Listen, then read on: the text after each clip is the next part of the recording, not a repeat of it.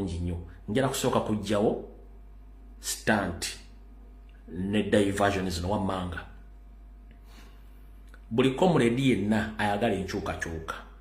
Ne Munnayuganda ayagala enkyukakyuka ng'oli mu Uganda oba oli wabweru wa ggwanga.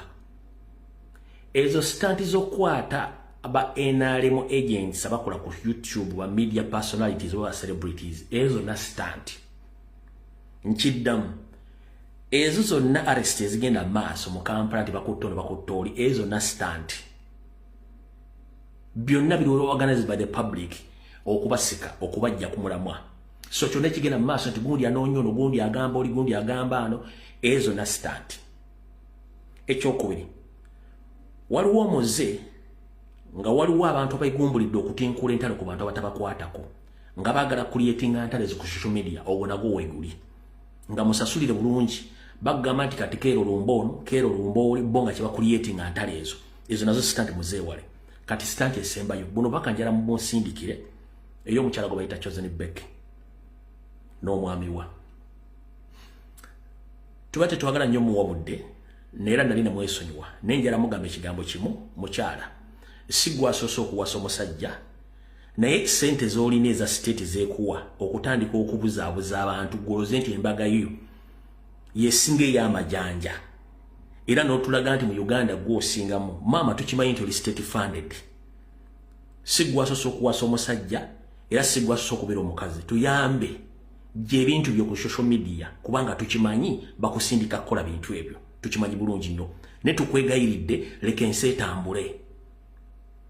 Gwe bakusindika kujja ku media embaga yo eyagala kusinga y'amajanja kuba tukimanyi nti state ekusasulira n'abantu bangi abali mu kintu kyo bangi nnyo era mwegendereze nnyo abavuga ekintu kino kuba ne boyfriend omukadde naye mwali bwe mulaba engeri gyakolamu ebintu byonna it's a script empandiika obulungi ne boyfriend omukadde naye mwali script gye batambuliramu na buli kimu kyonna naye mwali kati nono bamuteeka bazanye ebintu by'okubabuzaabuza. So njala bategeeza mutegeeza abantu abo baleme bajja ku bulamu oba ku kintu kyabukulembeze na kukyusa gwagwe mulimu gwabwe oba munda yogedde people power ekyo basobola muga nga tikyogere kijja kuyita abantu bakulowooze nti otegeera ekyo mukitegere bulungi temuddamu ku makulu bintu bigenda mu maaso mu Kampala.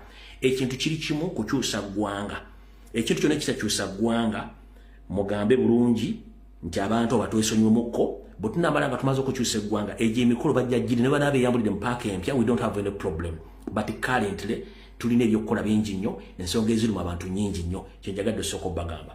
Kati kansoke mbagamba ebigambo bino mu kigwaro gikyaleero. Ekigwaro gikyaleero kino njagala kigenda eri bannayuganda mwenna abali mu diaspora naye naawe ali e Uganda kikkakatako okuwuliriza ebigambo bino. Ekigwaro gikyaleero njala kigenda eri bannayuganda mwenna bali mu diaspora okusingira ddala abakyala n'abaami. Gwe bw'owulira nga byenjogedde bikuyingidde kabadde kagatto kakutuusa weetereze oba lowooza emirundi egisingako gye njogedde. Nkiddamu ekigwaro gikyaleero ngenda kijja mu lugero lugamba nti teweetekka mmandwa na mugugu kubanga tojja bisuula londako kimu. Kati njala kugamba ekigambo kimu gwe omukyala yenna ng'oli mu diaspora nawe omwami ng'oli mu diaspora wagenda kunoonya nsimbi ngenda kukusaba tuyita mu bintu bingi nnyo. Abamwagala nnyo okubanga mulira obufumbo muzadde naye waliwo kyemutannamanya kyenjagala obategeeza olwaleero mu kigwaro gikyaleero. Wabula gwe bw'onoowulira nga akagato nga kakutuuse weetereze oba kyusaamu. Tutandise ekigwaro gikyaleero. Mbalamusizaako bannayuganda mwenna buli mukansolo yate buli bulungi naku zomwe ziri 16 ez'akawuka ku mwezi ogw'Ekkumi mwaka 2025. Tugenze mu kigwaro gi. Mwenna bannayuganda bali mu diaspora okusingira ddala abakyala mbalabula temwetikka mmandwa na mugugu. Lwaki? Buli muntu Katonda amusindika ku nsi kuno era n'amugamba agenda muzaale mwale. Naye ekigambo ky'okugenda okuzaala mwale oba obufumbo tebugakyali makulu ga bufumbo. Ekigenda ky'obufumbo kyali kyakuzaala nakwala nakukuumagana mu bukadde ekyo kyafa. Obufumbo yafuuka bizinensi. Obufumbo yafuuka bizinensi. Ne laavu tekyaliwo yafuuka kya busuubuzi. kati gwe mukyala ali eyo n'omwami ali eyo weegendereze nnyo ng'oli mu diaspora naddala mu nsi ezaakolamu. Weegendereze nnyo abakyala bangalo bunani ng'oli musajja. Naawe omukazi weegendereze nnyo abasajja bangalo bunani be muyita ba smart wire. 1. Abantu bangi mugudde mu bizibu olw'okuba toyagala kubeera mu bunnyogovu ebbanga oyala n'omuntu mu nju. N'osanga omusaswangule ne gukukwana ne gukubebbereza mpaka kuteeka kompeta. N'osanga omusajja n'abebbereza omukazi ng'amanyi omukazi ategeera bulungi nnyo buli kimukumba omukazi ali ku mission. Era yoga ng'empeta ekoze eki ng'empeta erumye. Naye ng'ekigendererwa kiri nti omuntu azze mu bulamu bw'otazze kukumaakuma kuzaala na kukuza baana azze mu byansimbi wano wali kula n'okombeso wano. Mwena mukimanyi bulungi nnyo obufumbo bw'omu Bulaaya bwe mugattangana oba mugasse buli kimu. Bwe mwawukana mulina okwawukana nga mwawukanya mugabana ebintu ebitundu 5 ku buli 100. Sinakindi waliwo atwala n'enkaaga okusukka ku munne. Lwaki bakikola kino? Eri yali system y'abasonga bagikola nga balina ebeetangira gye sijja genda. N'eri bannayuganda bagufudde muze ogw'okubbiramu bannaabwe. Abakazi babba abasajja n'abasajja babba abakazi. Naye nga basinga omuze guno be basajja batayagala kukolerako ddala wadde n'ekikumi. Ng'ate omukazi akola bayimirizewo famire n'eka ne bagula amataka ne bazimba ebizimbe ng'omwami kyakolayo ku kyalo kukwata ssente genda kujja biwojjolo kulaba bakazi b'ebweru. Bw'atuuka ng'awulira akooyo omukazi ng'ateekawo embeera baawukane olw'okuba nti etteeka libagamba nti abafumbi bakoze ababiri bijja kuba bisharingibwa. Y'ensonga lwaki nti abaana abasinga obungi mu diaspora beesuula, abaana abasinga obungi mu diaspora bagudde eddalo ku both sides abakazi n'abasajja, abakazi n'abalenzi, abakyala n'abaami. Olw'ensonga bwe batuuka mu divorce efuuka deadly. Ate njala kujjukiza gwe munnayuganda ali mu diaspora oba mukazi omusajja. Endowooza yaffe n'obusungu bwe tulina abaddugavu bwanjawulo nnyo ku bintu by'abazungu kuba embeera bagikuliddemu. Gwe kaddugala munnange munnayuganda embeera togikuliddeemu. Ojja genda otunuulira omusajja olunaku lwe yakkwana oba olunaku lwe wakwana omukazi. Engeri gye wamusangamu ne gye yakusangamu mutuusa okwawukana. Ogatte obuvo n'obuddo bwa marriage oba relationship yammwe otandika okugatta obusungu wekube mu train ekutte oba onywa obutwa. Jjukira nti omuntu yenna nga muddugavu nga munnayuganda tebaawukana na ntondo, tebaawukana na bulogo, tebaawukana na butemu, tebaawukana ffenna tubifiirwe kubanga stage etuukaawo. Jjukira nti omuntu mubadde mugatta obuliri nga mugatta omubiri oba obuliri oba ennyumba kasita atuuka mu system ey'okwawukana afuuka timing boom, afuuka mulabewo n'okutta aba asobola okutta. Olw'okuba nti muli mu nsi ezaakulamu abatasobola kutta naye nga kyaba akulooza ku ssaawa eyo oveewo yatwala emmaali. Kati ngenda kugamba teweetekka mmandwa na mugugu. Bwe mba mugenda mu bufumbo bw'ekkooti njagala mutandika okubuuza balooya bammwe nsobola ntya okubeera mu bufumbo buno nga buli kyenkola kyange n'omwami kyakola kikye. Tugatta renti na bills ebisigadde byonna buli omwaka olebye. Otherwise abasajja bali mu kufa stress mu Bulaaya bannayuganda, abakazi bali mu kufa stress bannayuganda mu Bulaaya ng'ebintu bino teri wadde asobola byogerako. Naye ng'omuze guno guli mba smart wire abasajja, guli mbangalo bunani abakazi bannayuganda batayagala kukola ne balindirira ebiyidde okubba ebintu by'abantu nga beeyambisa amateeka amanafu agaateekebwa abazungu balooza nti amateeka g'amaanyi. Kino kye kivuddeko n'obufumbo kendeera ennyo mu nsi z'abazungu. Be muyita ba homeless people mu America oba mu Canada oba Bungereza oba mu Europe tebaliyo nti bali homeless, tebaali bantu. Baali bantu nga balina buli kimu. Naye ebintu by'obufumbo eby'obufere biri mu bazungu ne baleetera embeera eyo okubeera ng'etuuseewo. Olw'ensonga amateeka baagakolera baki? Baagakolera banafu abamanyi tegabakwatako. Muganda ngenda bagamba gwali eyo weetegereze nnyo nga tonnagenda mu kintu kiyitibwa laavu oba mukwano mu diaspora oba bufumbo. Ojja kwekuba mu train, ojja kwewa butwa oba ojja kufa pressure ng'omuntu gw'oyamba okubeera naye akufuukidde ekyambika olw'okuba nti ye yalina ebigendererwa ebibye nga gwe tomanyi. Mujjukire nti omukwano oba obufumbo si bwa lubeerera, buli kintu kibeerako entandikwa n'enkomerero. Ku bantu 100 abafumbiddwa mu bulamu 20 bokka basobodde okumalako obufumbo nga Katonda yabaawudde. abasigadde bonna balina ebakoma. So njala kutegeeza muganda wange musajja ali eyo wegendereze. Naawe omukazi ali eyo wegendereze. Musuza bantu temusuza Katonda. Omuntu essaawa yonna akyuka n'akufuulira amaaso aziifu nti obadde mulabe we. So ekyo nkibagambye mwegendereze nnyo abakyala balina ssente. Ekyo nkibagambye mwegendereze nnyo abakazi balina ssente mu diaspora. Namwe abasajja balina ssente mu diaspora mwegendereze nnyo.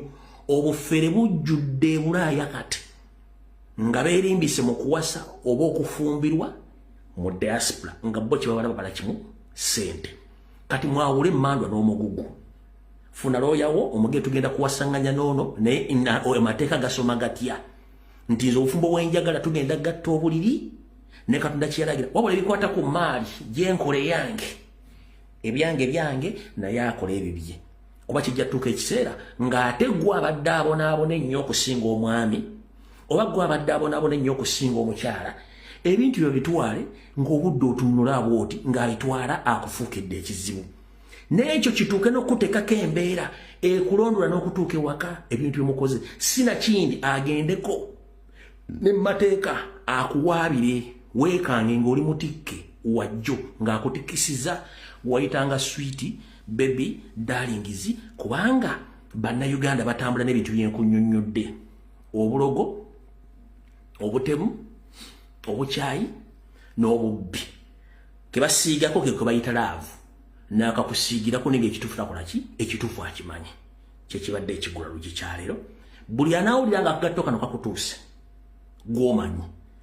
Nze programu zange nzikola nga nze nenkyogedde buli muntu gyali onoosobola okufunamu amakulu bw'onoba tofunye makulu gw'omanyi nkigaddeyo. Tusimbudde video eyatuleese olwaliro. Okusookerera President agenzeeko mu bitundu ebya waggulu ng'ovudde mu Busoga gy'asobodde okuba olukuŋŋaana olumu olubadde successful olubadde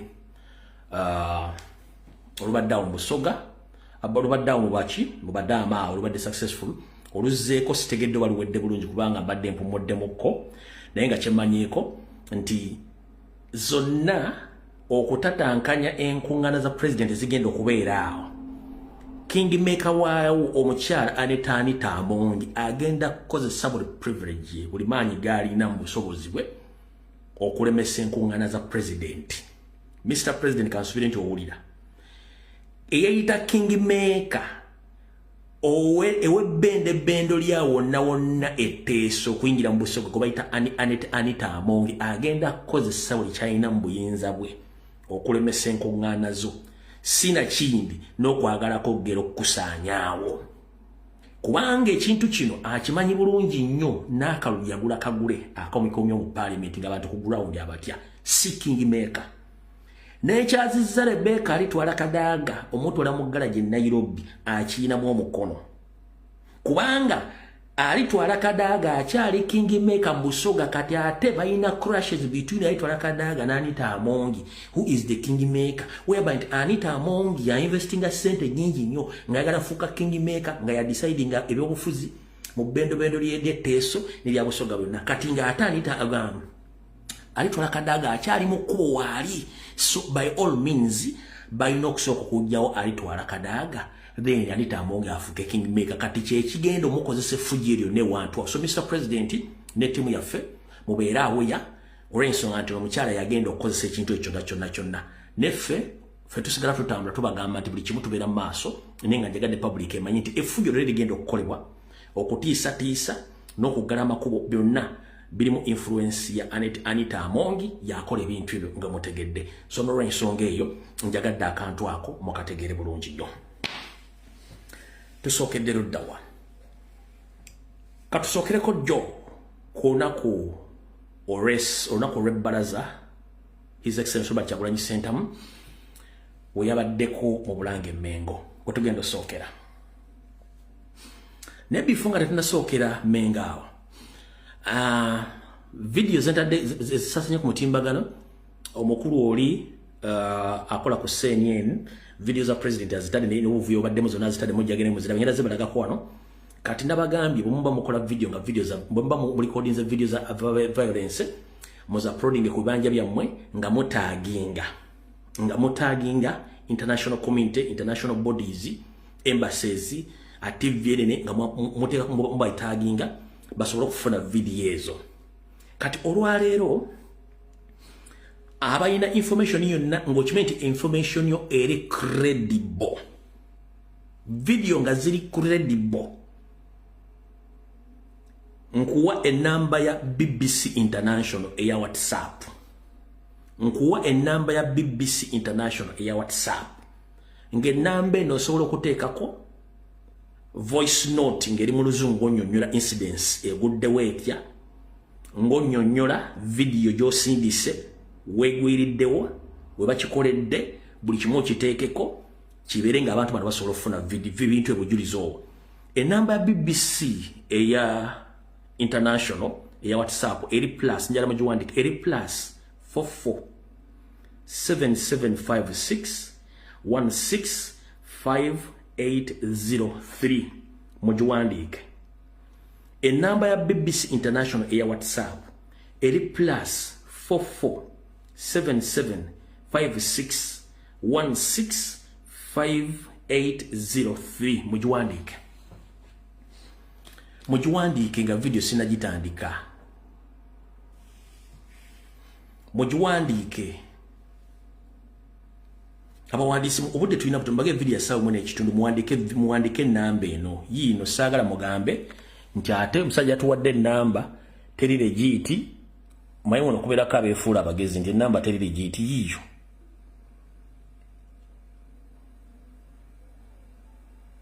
Yiyo girabye jikube screenshot genaba BBC International eya WhatsApp yiyo jikube screenshot. Aha, kati bwamala jikuba screenshot ewantu wonna wooli nowo manyimu oluzungu ebigambo 345 osobola okunnyonnyola okuba video ziri clear wezapeningidde bani abazikoze n'obiteekako gweraza tugenda funa buli namba yonna eya international media.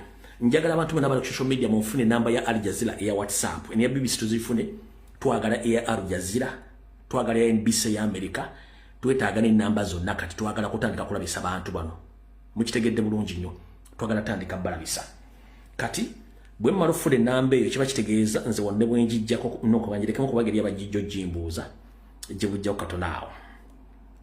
Alright, kati katusoke tuddeko katono nnyo ku lunaku lwajjo nga president achadde Mengo. President byachadde Mengo ebintu bingi byabaddewo ebyakoleddwa naye nina kyenjagala osooke wetegererezeemu ku side B jo twatunudde ku side A twatunudde ku side A oba twatunudde ku kiwayi eky'oludda olw'omukono ogwa kkono tetwatunudde ku kiwayi ky'oludda omukono ogwa ddyo njala tunudde ku kiwayi ky'oludda olukono ogwa ddyo twatunudde ku kyaki ku kyakkono njala tunne ku kiki ku luwayi lwa ludda olwa kkono. Tusooke twebuuze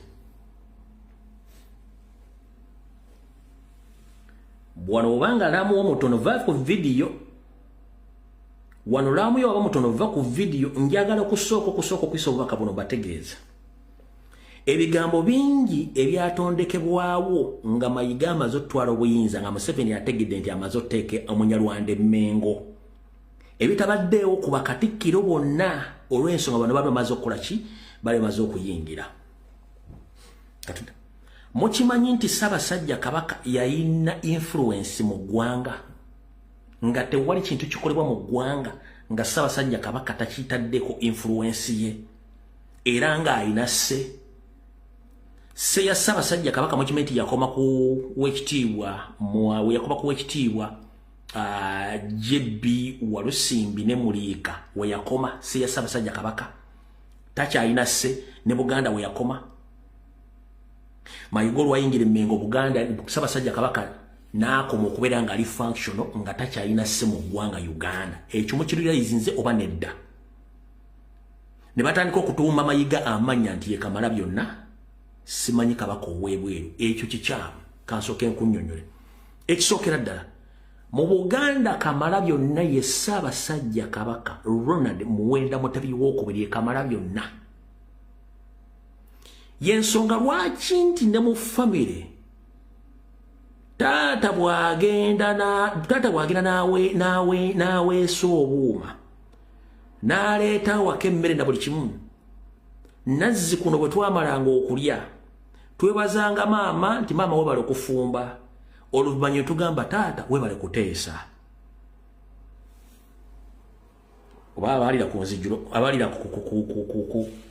ku lujjuliro mukyabijjukira ebintu bino twebazanga nti maama munnange webale kufumba taata ntumwebaza munnange taata webale kuteesa era nga akajjedde mutebega namwe mwebale kumanga maama nasigala nga musanyufu emmere agifumbye tumwebaziza senkagale tumwebaziza webale kuteesa naye naasiima naganda mumwe bale kukavula mumpulya bulungi kati tuli mu Uganda tuli mu Lufaransa kati na kino kiri bwe kiti ngero tegeeza bannayuganda mwenna nti ekigambo Mayiga bye yeetondawo ne bayayi banna Abanyarwanda nti ye Kamala byonna ekyo kikyamu Ssaabasajja Kabaka Ronald Muwenda Mutebi ow'okubiri ye Kamala byonna lwaki ye Kamala byonna buli kyalagidde okukola abaakiwadde mukozi we kugenda kikola ku lulwe era yaba amaliriza buli kimu Katikkiro aweebwa mirimu gikolwa ku lwa Ssaabasajja Kabaka era singa batagimuwadde ono talina kyasobola kukola oli kyekimufuula Kamala byonna Ssaabasajja Kabaka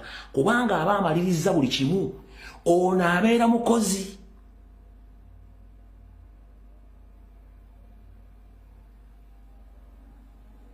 ona abeera mukozi kati badde mulaga musimanyi ono Kamala byonna nedda twagala tuzzeeyo Obuganda ku nnono n'ebigambo byogerwa nga birina okuba nga birina amagege makulu ge bitegeeza tebaddamu n'omuntu okulimba mbu Katikkiro wa Buganda Mayiga Kamala byonna no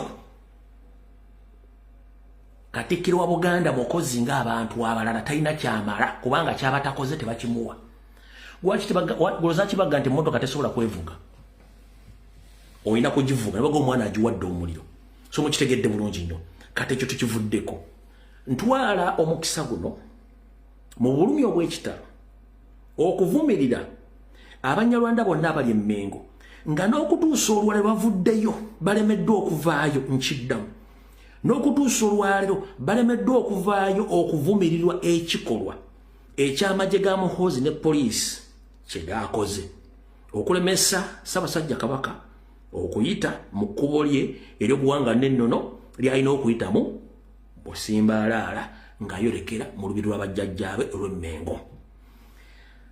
Abasigadde mugenda kubuuza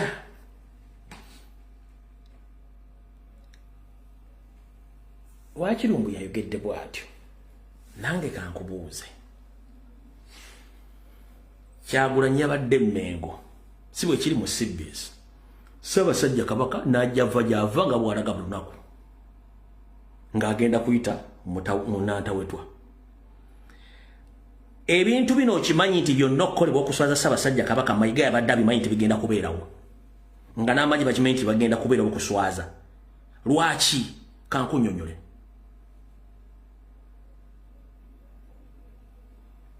bwe babanga bakimanyi nti omuntu omu ayita mu Nantawetwa Ssaabasajja Kabaka omuntu omu ayita mu Nantawetwa ye Ssaabasajja Kabaka teri muntu mulala yenna ayita mu Nantawetwa kiki ekyabadde kiseekesa ebimotoka bya tear gas okubulookinga nkiddamu bwe banga bamanyi nti omuntu omu yekka yayita mu Nantawetwa Ssaabasajja Kabaka lwaki badde baggalawo kwata obwongo bwo n'obwongo obuzuukuse nkubuuza bubanga bamanyi nti omuntu omu Uganda yonna ayita mu Nantawetwa ye Ssaabasajja Kabaka lwaki badde baggalawo kitegeeza nti they had intel that Ssaabasajja Kabaka agenda kujja okuyitaawo akitegedde gamba nti kyenjogedde kituufu oba tokitegedde nawe osobola okuddamu ne weebuuza bwabanga Kyagulanyi yabadde Emmengo ku CBS lwaki baggadde Nantawetwa nga bakimanyi Kyagulanyi tateekeddwa giyitamu mu buwangwa badde baggala yaki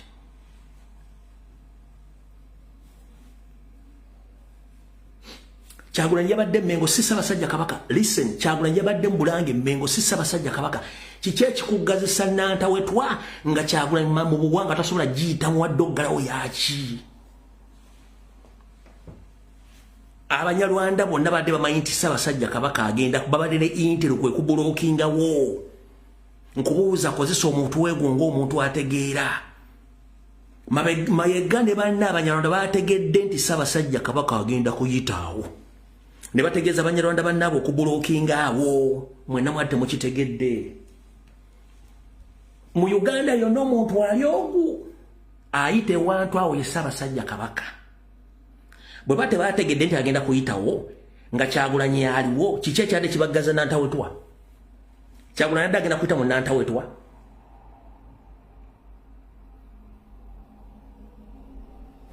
Kale bategedde abaguddeko, kiki ekyababulookingisizza era Ssaabasajja Kabaka obutayita mu Nantawetwa? Ogambye kale katuggalewo ne Ssaabasajja Kabaka ndoza kuba si wa kuyita ndowooza olw'engeri waliyo si wa kuyita katuggalewo kale. Naye konvoyi ze mugirabyeko bwe muti mumazize eddakiika 3 mugaanye okuggulawo. Gwe ekyo badde tonnakyebuuzaako. They knew they had intelligence nti Ssaabasajja Kabaka agenda kuyitaawo. Ne baagala bakozese effujjo lyabwe. Era bali mu kwewaana, kino njala kigaba Abaganda bali mu kwewaana nti Abaganda bwe kyanga bagamba Ssaabasajja Kabaka teyeetooloola, leero twamwetoolozza, tujja okubasobola. Tujja okubasobola. Tujja okubasobola kijja kunengera be tujja kujiyolawo. Kyekiri mu refugee camp. Kyekiri mu refugee camp. Nti ekitasoboka mu Buganda batandise kikola. Yensonga lwaki Munyarwanda munnaabwe Mayiga tannavaayo okukola statement n'eki n'emu.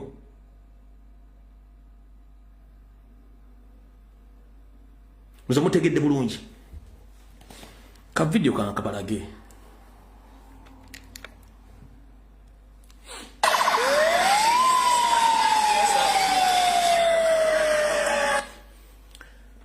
Jukira kwabaddeko sirens zino ezirekana ekitegeeza they are indicating people far from away that someone is coming. Babadde bali mu kuwooninga nti omuntu ajja, ezo siren obugombo buwooninga abantu nti omuntu ajja. Nkikuddiremu nti omuntu ajja. Kubanga konvoyi ya Ssaabasajja Kabaka bakola ki? Bagimanyi. Wulira. Kaka kuddiremu. Soko ule buno bugombo buwooninga nti omuntu ajja.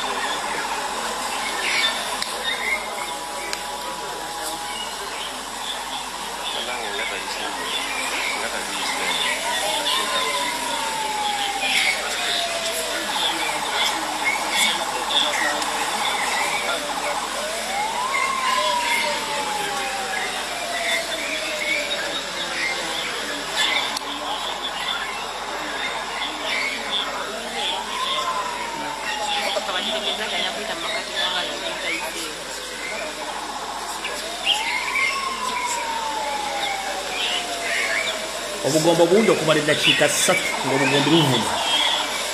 Eddakiika 3 ng'obugombo buvuga.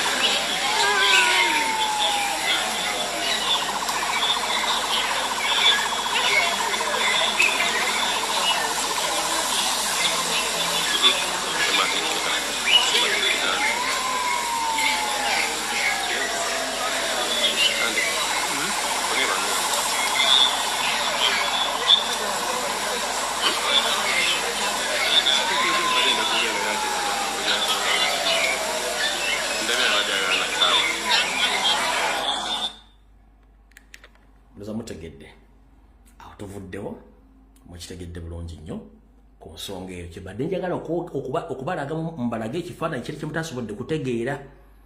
Awo Ssaabasajja Kabaka ayitawo mu nnaku ezimu z'abasiimye ogenda mu yafeesi y'Emmengo okukola emirimu gye. Mu nnaku ezimu z'abasiimye ogenda nkuwadde ekifaananyi nti mu Uganda yonna omuntu ali omu ayite wantu awo Ssaabasajja Kabaka si bwe kiri nti ye Kyagulanyi yabadde mu Bulange kiki ekyabadde kibagazisa n'antawetwa nga Kyagulanyi tateekeddwa kuyitawo kyoboteeka mu bwongo. Era bwe yatuuseewo kubanga yagenza otuuka ng'amaze okuba obugogo bulaga nti omukulu ajja era tebajjeewo mmotoka zaabwe kikulaga nti was intentional. Era bali mu kisanyukiramu bonna nga ne Museveni kwali bali mu kisanyukiramu.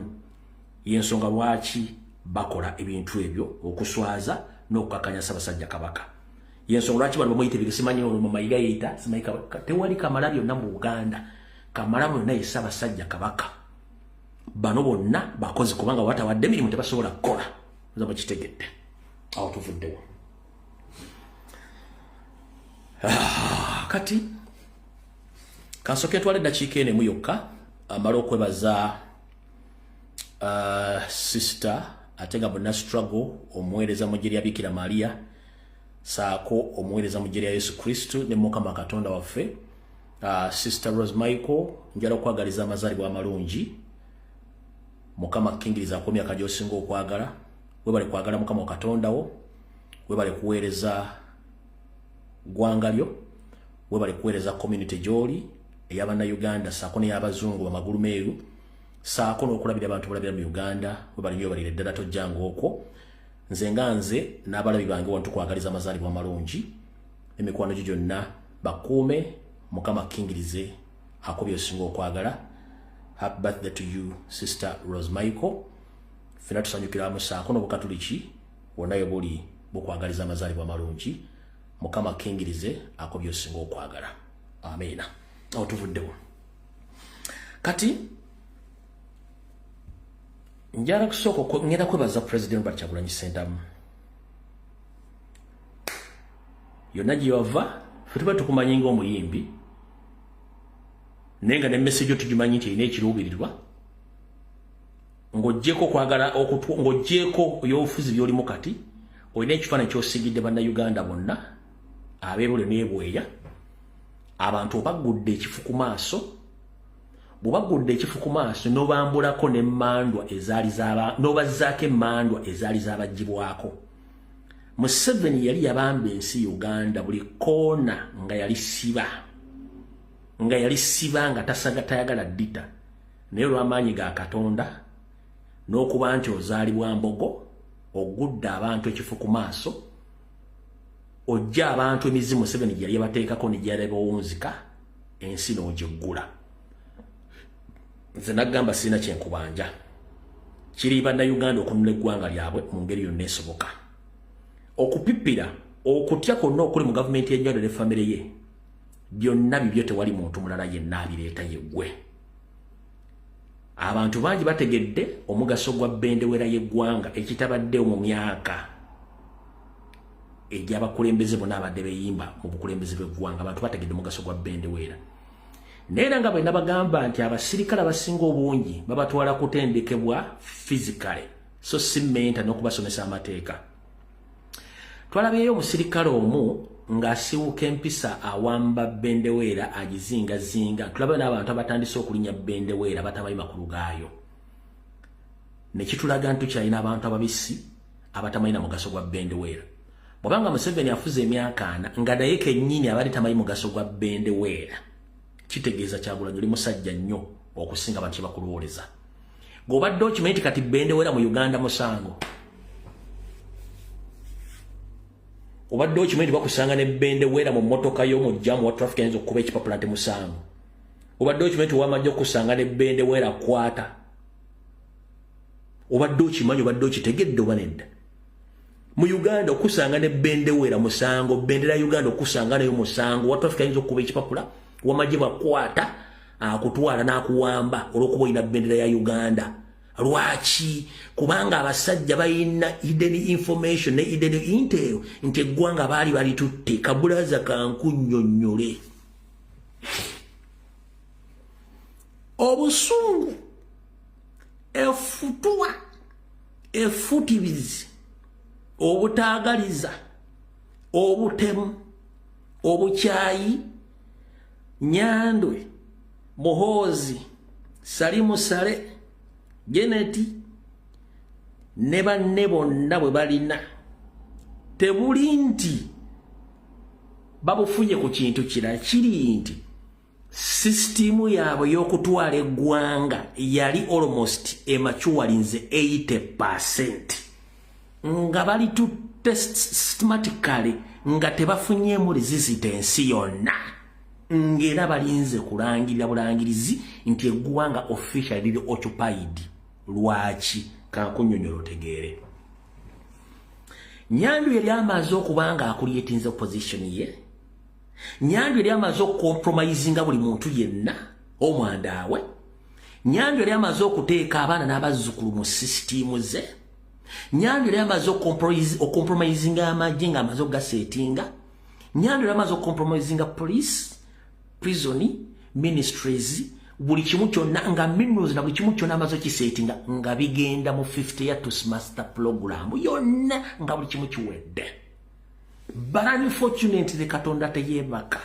Katonda abanako teyebaka. Nezirita Robert Kyagulanyi Ssentamu n'abagamba musoke mulindeko mwe musoke mulindeko. Kiki muliko wano mutwala kiki ekyo n'agamba ani oyo nze Bad Bobi Wine nze ndi wow mugigule bagalindako.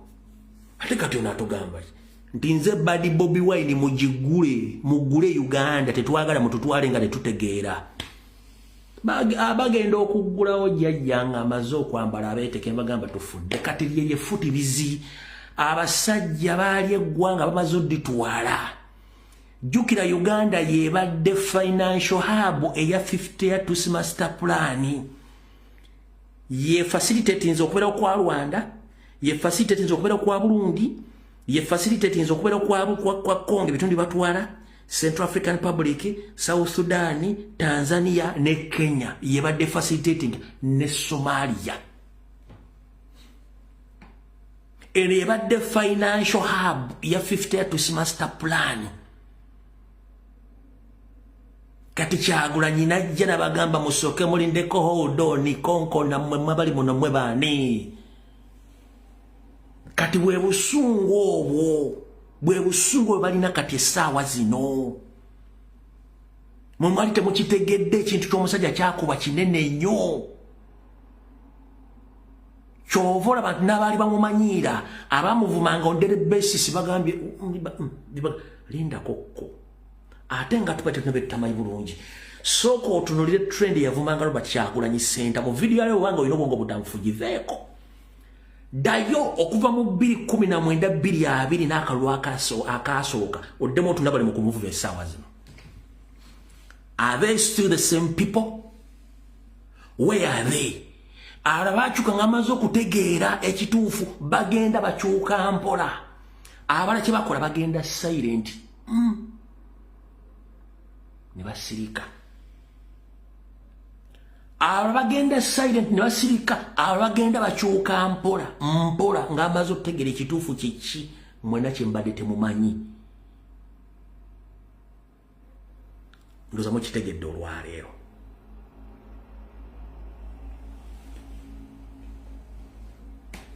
Mukitegedde olwaleero. Mukitegedde olwaleero. Bemmala kitegeera kati wuliriza.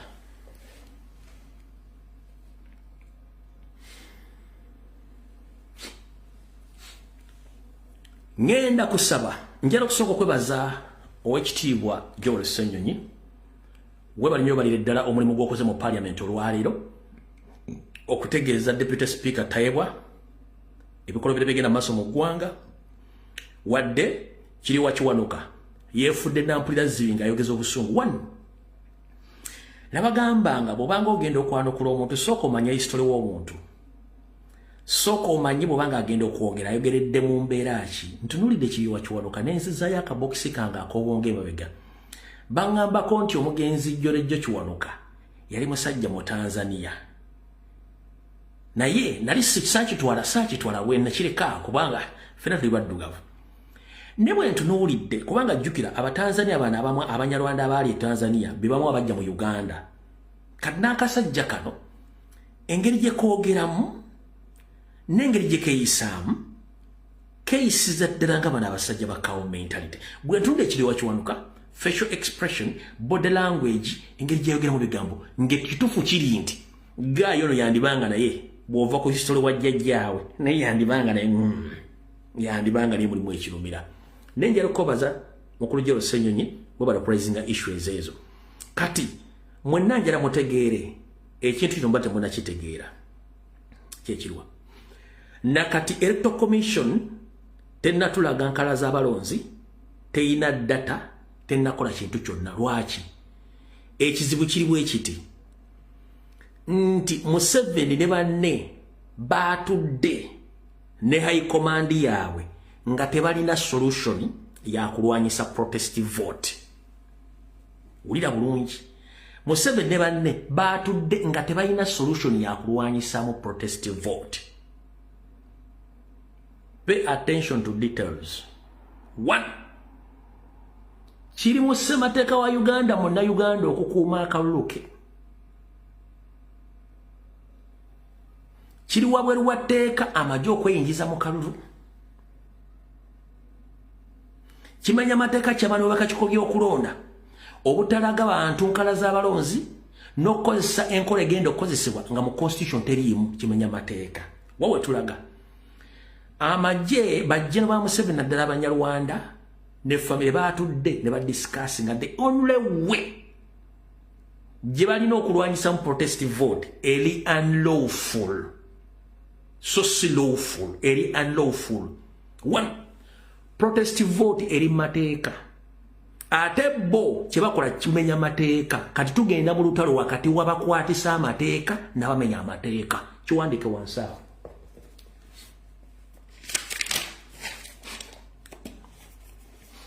Kiwandike wansawo ngera kikunyonyola. Kiwandike wansawo.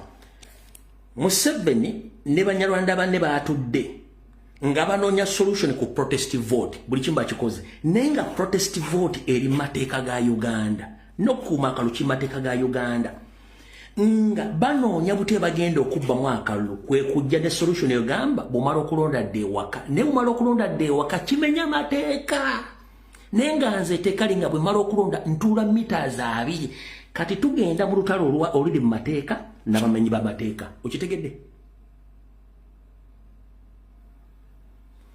Tebakulya sente nti Muhoozi yazze n'ayogera Attorney General yayogedde. That is bullshit busabo wante.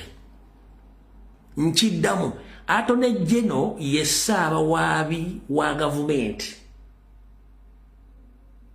Wabula naye amenya amateeka era kyeyayogedde kiri out of the law. Kubanga yatumiddwa mukama we Nyandwe ayambeko mutabani we okuteekawo statement okutiisatiisa abantu. Just intimidation. 1. Kiki bagezaako okulwanyisa? Bagezaako okulwanyisa mateeka ge tugenda okukoleramu geegaluwa. Tebalina nsonga yonna eyimiriza protest vote kubanga protest vote eri mateeka. Engeri yokka ey'okulwanyisa mu protest vote kwe kugoba abalonzi ku polling station bano babba akalulu. Bwe tubeera ku polling station tukuuma akalulu kaffe tewali bagenda kukolera bintu byonna byakiye kuba tojja tteeka ogambe nti polling station balonze abantu 500 ng'ekituufu balonze 100 ekyuma ne kifa awaka to protest vote wetandikira. Ne bwe bakugoba ku polling station odde waka bano kibawa advantage feedinga biometric voting scan enamba ze baagala kyekibagobesa ku polling station.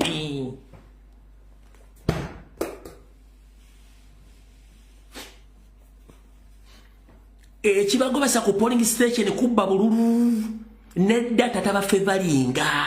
Kino nkikuddamu. The more you come in big numbers to vote and to stay away 20 meters, you prevent vote stuffing or vote rigging. But whenever they chase you away from the polling stage, that means you allow NRM agents and electoral commission officers to rig for NRM. When you be there, there is no way how they are going to do that. One, police station ibiri k'abantu 1,000 ne balondako abantu 1,000 ng'already data bamu feeding biometrics nti bakoma ku bantu 5 kitegeeza automatically baba bafunye namba yaabwe ne kati bwe mbeerawo ne mukakasa nti bafulumizza obulu 1,000 teri bagenda kulangira bululu 5 nga weemuli ye solution yokka gye bafunye balina gi-implementinga batya kwe kuteekawo intimidation eziri unlawful ng'ate ffe bagenda okukuuma akalu tuli mu mateeka. So Bannayuganda tugenda kulwanira mu mateeka nga tulwanyisa gavumenti ya Museveni etali mu mateeka n'obulombolombo batadde obutali mu mateeka. Kyekikulu kya vidiyo ya leero.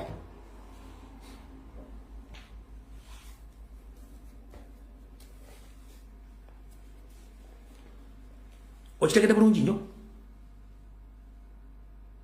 Yensonga lwaki Museveni ayanguye n'asindika kiri wakiwanuka gya defending statement ya mutabani we etali mu mateeka.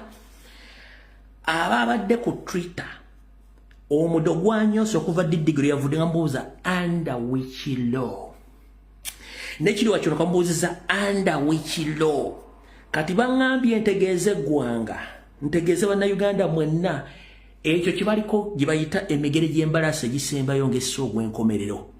Bwe mutavaayo kuvumirira kigambo kino kitegeeza nti bano bagenda kukozesa akakodyo okukutiisatiisa okulemesa abalonzi. Buli muntu vaayo okole video, buli muntu vaayo mutegeeza abantu ffe tuli mu mateeka bano bamenya amateeka. One, balina okukola ekintu eki kukyusa tteeka eryo balyoke batugambe tuve ku polling station. Naye okukyusa etteeka balina okuyimiriza okulonda bakugyewo oba kwongereyo mu maaso balyoke bakyusa etteeka eryo kubanga lirina okuteesebwako. Oba okitegedde ekintu ekyo kankikunnyonnyole. Engeri yokka Museveni banne okugoba bantu ku polling station balina okukyusa etteeka eryo. Mu kukyusa etteeka eryo electoral commission erina okusazaamu okulonda mpaka ng'etteeka likyusiddwa erigoba bantu ku polling station. Naye baba tebalisazizaamu baba tebali implementinze oba lyapugradinga buli munnayuganda etteeka likakatako. You are under the law. Museveni kiri wakiwanuka Muhoozi Kainerugaba etteeka lye boogereramu teririiwo. Ffe tuli mu mateeka soka tugenda okulwanira mu mateeka okuprotectinga obulu bwaffe n'okulwanira obwetwaze bwaffe. Museveni agenda kulwana ng'alwanira wabwe lw'amateeka era ng'amenya amateeka. Kati mumanyi omubbi agaba nangwala. Wosanga omubbi okuba mukube ebisigadde Katonda yalamula. Ffe tuli mu mateeka tugenda mu lutalo nga bagenda mu lutalo tuli mu mateeka. Abagenda tulwanisa tebali mu mateeka mukitegedde bulungi. Lawrence nsaba Mr. President ku campaign trail zonna z'ogendako gw'olina eddoboozi erisembayo tegeeza bannayuganda nti tuli mu mateeka okuuma akalulu kiri mu mateeka tewali tteeka lyetumenye abantu bagende balonde bangi mu bungi era tebava ku polling station. Lwaki bano bagamba nti bw'omala okulonda va ku polling station wano bakozesa omukisa gw'okubba obululu. Ekirala bw'ogoba abantu ku polling station nyinza okuba nga nasenguka nga nali mbeera mu Sserwanga ne sikyusa we nnondera nga mbeera Kawempe kati ngende mmala okulonda mu Sserwanga ku makya nzireyo Kawempe ate ninye taxi nve Kawempe nkomewo. Abantu bangi bali mu mbeera eyo nti buli mwaka beera programu empya bakyuka ne bava gye baali balondera ne bagenda bazimbe wano basenguka. Kati omuntu abadde alonda mu Kampala Central nkati yazimba Mukono omugamba olwamala okulonda dde Mukono. Omuntu abadde alondera Makindi nga yasenguka naye ng'akyalondera Makindi amala okulonda okuva Makindi addeyo nate toli musiru. Oli musiru nnyo. Mr. President ngenda kusabulira ale jogenda nakawungezi ka leero kutandika encha. Challenge kiri wachiwanuka, challenge Muhoozi, challenge Museveni, challenge Chairman Electoral Commission atubulira under which law which prevents people from protecting their votes. The law states that all of voters are mandated after voting to stay away 20 meters from the polling station as a method of protecting their votes. Nyandi Osoferi wagamba mu bigambo byogwe kennyini ne baminisita nti Kyagulanyi yakubba miliyoni 2 ez'obululu. Kati atogaana otya abantu okumakaluka wagamba nti bakubba. Tulabanga mweyi w'amanda mu mbugu wagamba Kyagulanyi yakubba. That means why no kubeera tight security y'abantu n'aba NRM babeera n'abakumabulu banebubba. Nyando gwe kennyini wagamba Kyagulanyi yanziba obululu miliyoni 2. Kati the only way to protect your vote is to allow people to be there to witness the electoral process. Bakalonde, bakakuume, bakabale, bakalangire bakabba tutandikiraawo. Kati ani agenda okubba miliyoni temulanga mukola ebintu muri van psychology nga temutegera. Museveni kennyini mbigambo yagamba Kyagulanyi mubba miliyoni 2.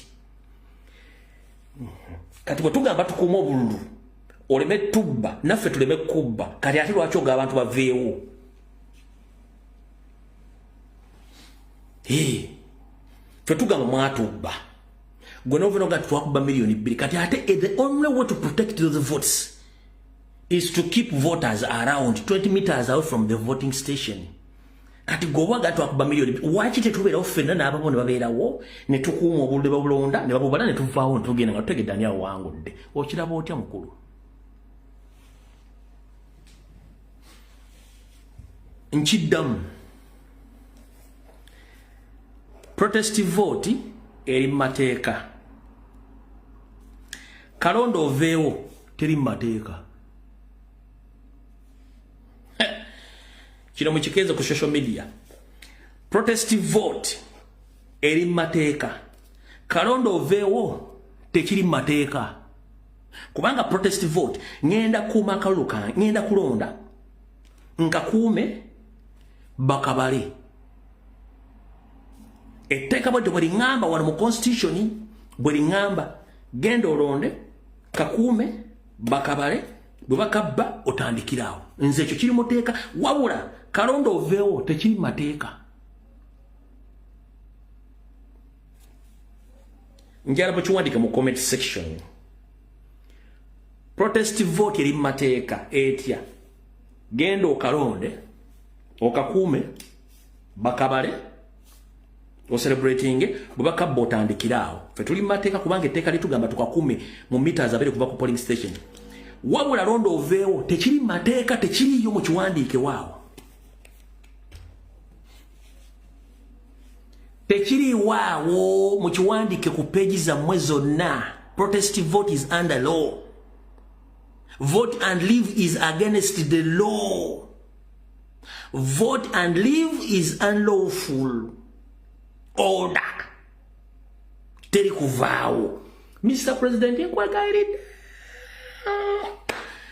Bwa manifesto okomye giso mu lwaliro nga kyolina otegeeza bannayuganda nti bali mu mateeka okukuuma akalulu kaabwe kiwa kiwanuka talina mateeka mwasinziira. Wulira omusajja bw'ayogedde ono.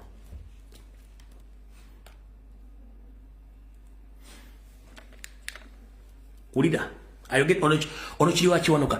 Ye Attorney General Government ya Nyandwe jukira naye record okusinzira ku zenda soko okufuna ne muleka Jole Jochuwanuka jajjawe naye nsibu mu Tanzania yava. Jukira abanyarwanda basinga obungi bwe baava e Rwanda bayitirako e Uganda ne bayitira e Rwanda ne bayitira Tanzania. Nono naye waakabano. Njagala owulirize omuntu akolera gavumenti oba eggwanga alitaputira amateeka byayogera. We are telling you, and you must encourage everyone not to stay at the polling station after voting. If you want, when you finish voting, you leave the polling station. 20 meters an hour, 100 meters, that's perfectly fine, but not at the polling station. And lastly, Right Honorable Speaker, no, the military has not taken over the management of the election in Uganda. Election is managed by the Electoral Commission. The question I asked was very specific. The CDF said, go home. He didn't say, stay within the distance that is prescribed in the law. He says, go home. That's the question I asked. Attorney General? Right Honorable Speaker, Honorable colleagues, I'm advising you as the Attorney General. I'm not advising you as to what anyone said outside this house. I am telling you, you cannot stay at the polling station after voting. You stay a distance allowed as per the law. Thank you.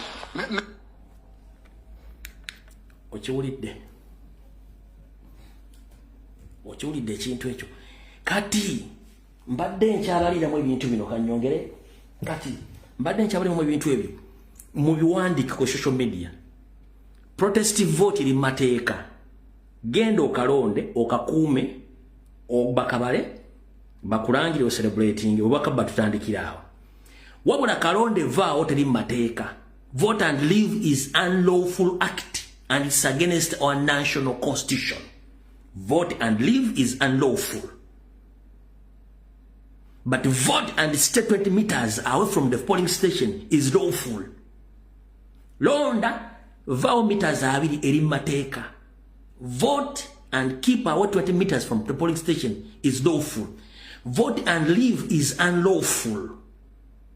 Against the Constitution of the Republic of Uganda. Let no any fool intimidate you from your constitutional right. Tebayo musiri yonna kubuzaabuza simanya ato nejjeno linge bya byenkoko. Ato nejjeno teekeddwa okubanga omanya amateeka. Njagala tegeeza public billions bibiri ezabbibwa okuleeta obumu obw'ekiyaayi oyo omwami y'omu ku project eyo.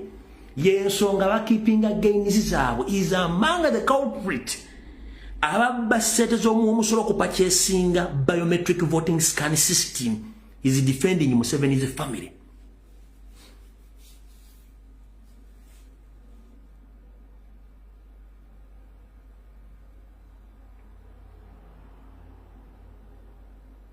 Kubanga ngamba otya nti oli Attorney General nga tomanyi mateeka. Kibatya mukitegedde kye mbagambye. Bw'ovaawo bagenda tubba akalulu.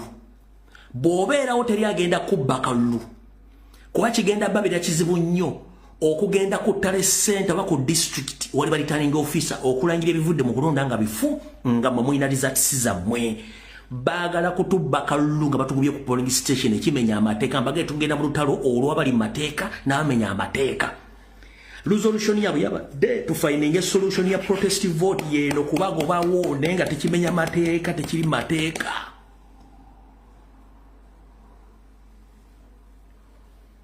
Attorney General kiri wakiwanuka zuuku kogenda ofuuyise ng'obudde bukyali kubanga byoyogera tebiri mateeka. Etteeka lya commission lisoma nti bw'omala okulonda va wolondedde meters abiri otuulaawo olinde mpaka lwe banaabala akalulu. Terisomaako nti bw'omala okulonda vaawo nedda etteeka mulikyuse mulyoke mwogere statement zammwe. Bwe mba temulikyusizza muleke abantu exercising rights zaabwe. Kino gwe kennyini wakireese ne banno ne mukiguza mu 70 it is applicable under which law. It came as a rumor via some army generals before it was your boss Museveni who came and stated that angende mwaka yivunze ndekana na mu video zange mba nazo nyange soferiti bahabulwa where are you lindako aha ono mukama we yasooka yajja bwati. Regarding the bad voting in Buganda area and Busoga, Ekisembayo ku nsonga eno ey'okulonda obubi mu Buganda ne mu Busoga. You should not blame our people so much. Temunenya nnyo bantu baffe.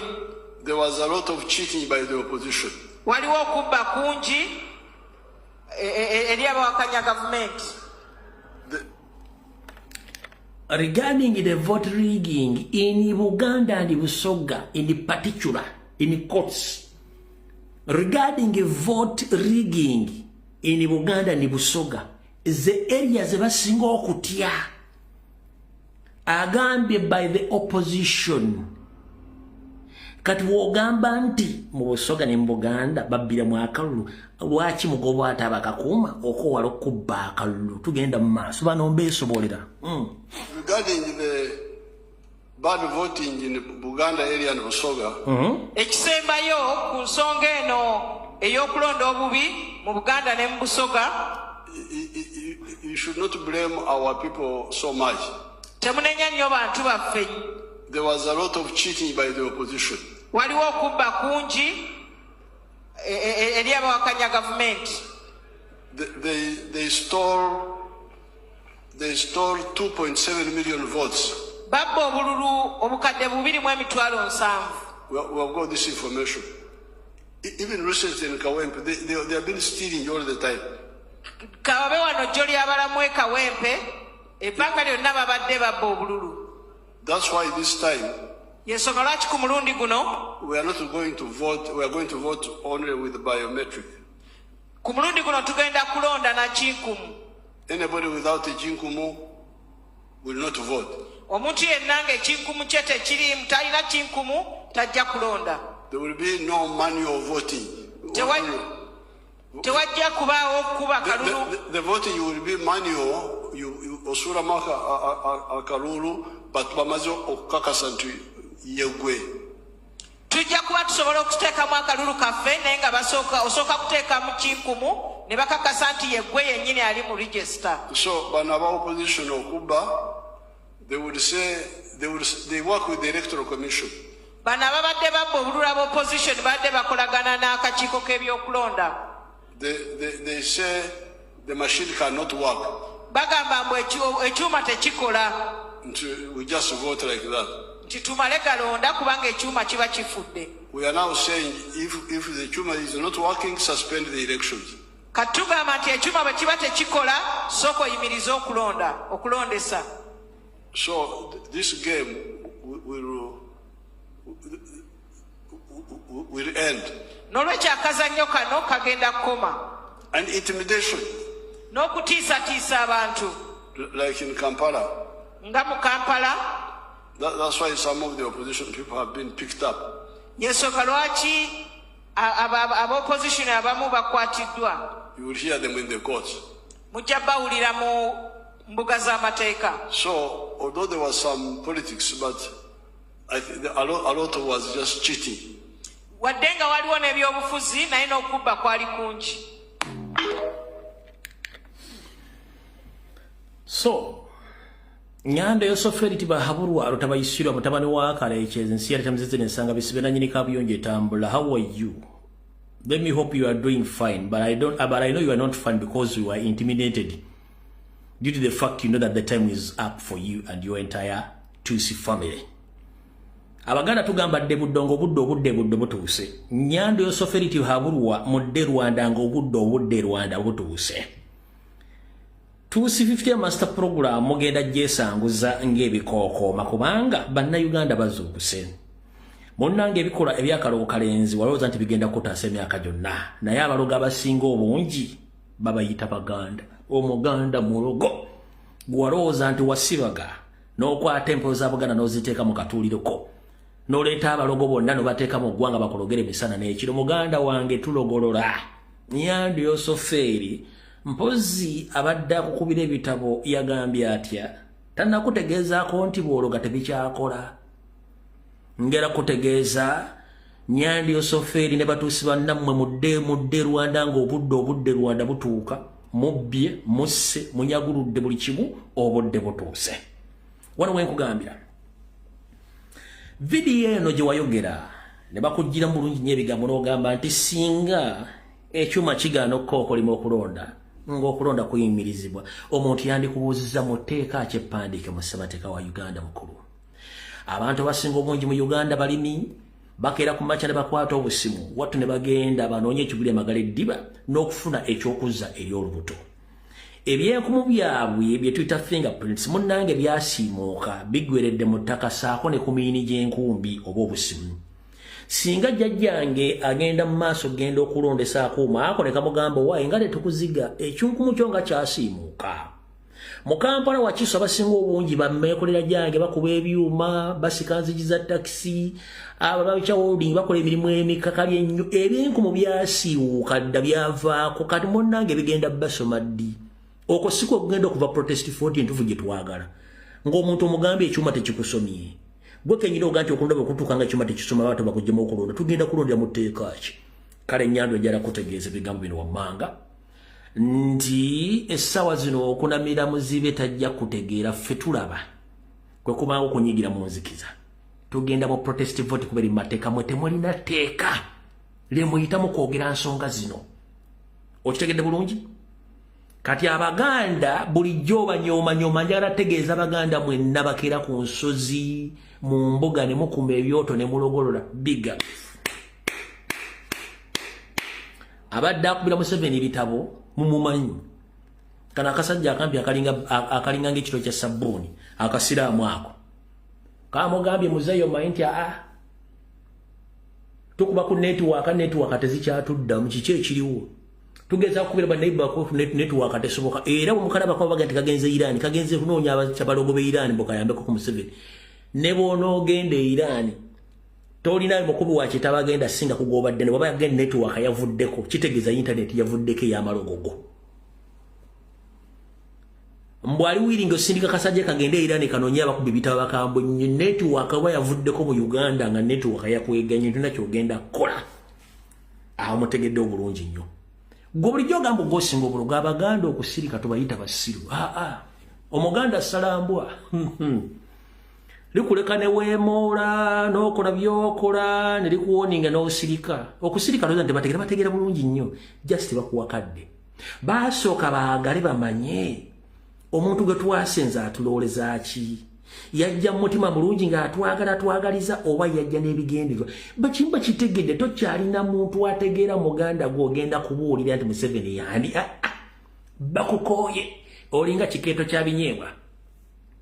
Abaganda bakukooye olinga kikeeto kya binyeebwa ate okimanyi nti omuganda bw'akukyawa asinga n'abanja akwerekedde gw'owala nedda. Eyo enjogero gimanyi nti akuwalana bw'awerekera akubanja bujja bagira. Kati Abaganda tukukoye tulitinga ekikeeto katojja kitegeera. Jjukira nti gyoyitebwa mwe bakugoba nojja mu Buganda ne bakingiriza mpaka olwalo kati ate Abaganda obataddeko embeera obamanyi gwe obamanyi gwe tulowooza nti Abaganda basiru si basiru bamaze okutegera who the hell are you, what is your mission, kikyobalowoleza na kikyobakoze okyalina kyosobola obagamba katojja kitegeera. Ate osize ensiga embi sime bwogenda kuleka bazzukulu siba wanju balinga ngonjava e Congo simanyi ogenda kuleka baana bo siba sobola oluvalinga ng'emirambo egiva e Tanzania simanyi ogenda kuleka bantu bo naddala abeesowoddeyo okulaga nti balina amaanyi. Nsaasire kizezengere ekirina otuswiriri ekyogeza amaanyi as if nti balina obudde temulina budde. The only option you have is to apologize to Ugandans, then you leave power.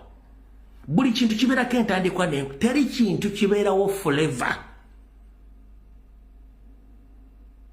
Teri kintu kibeerawo forever. Buli kintu kibeerako entandikwa n'enkomerero.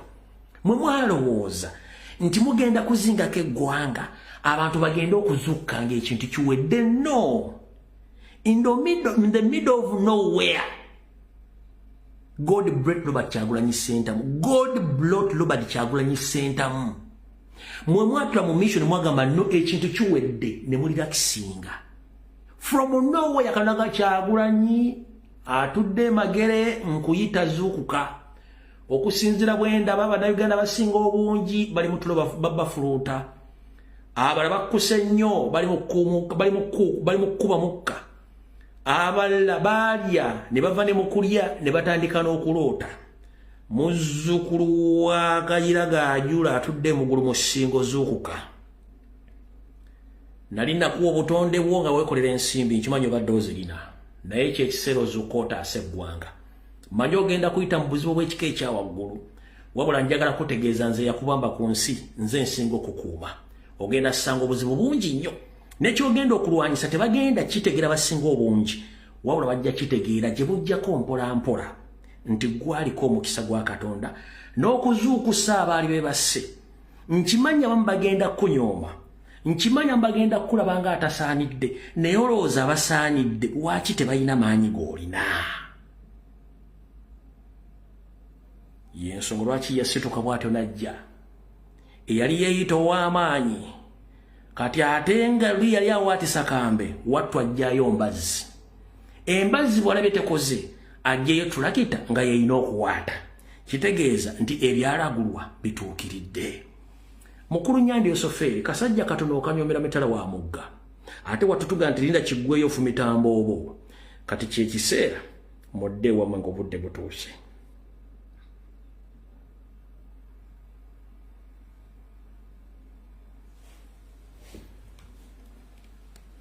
katusooke tuddeko wala kiri nkibanyulire mukitegedde kyebalwana baagala kubba kalulu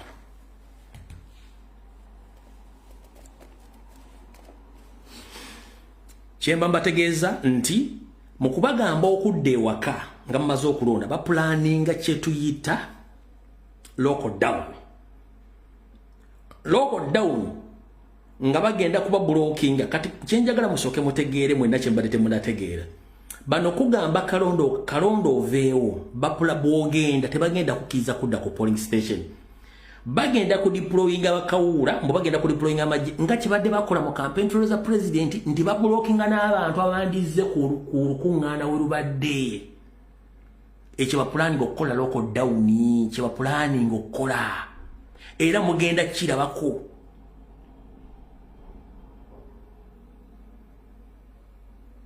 kye bapulaninga ye solution yokka gye balina kuba bakimanyi nti bamenya amateeka nti bwe mudda amayumba gammwe bateekewo local down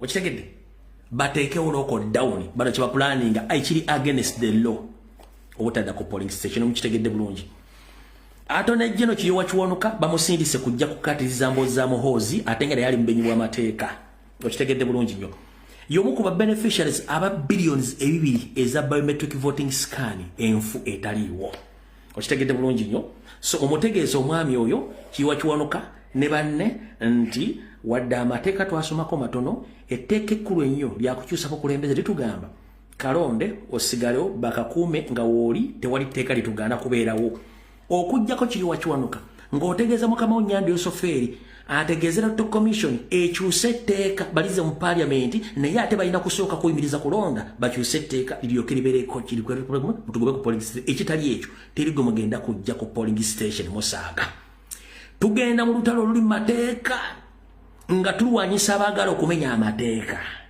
teri kibira kye tugendamu ekibira kyaffe kya protestive vote ng'ate kiri mu mateeka tugenda kufaafaagana nammwe mpaka kuwulira bubi mukitegedde bulungi nnyo kyekindeesera bategeeza n'okutiisatiisa okusinga obungi bwe kutyo nyongera okubaddemu bazanyira akatambi kano mukategeere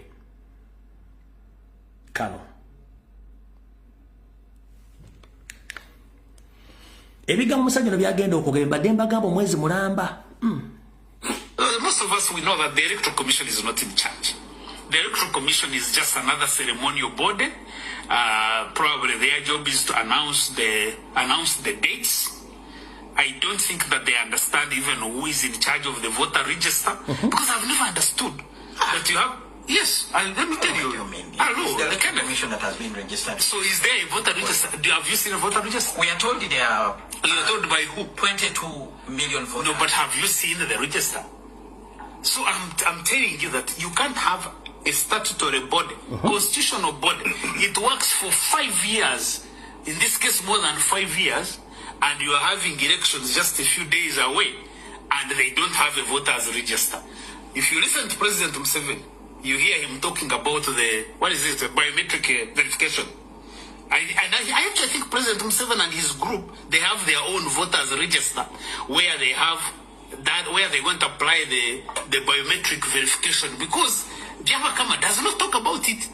It's nobody Museveni who says we are going to use the biometric verification, and if you don't pay attention to those kinds of contradictions, then you will deceive yourself that the Electoral Commission is in charge of these elections, which I think they don't. Who is in charge?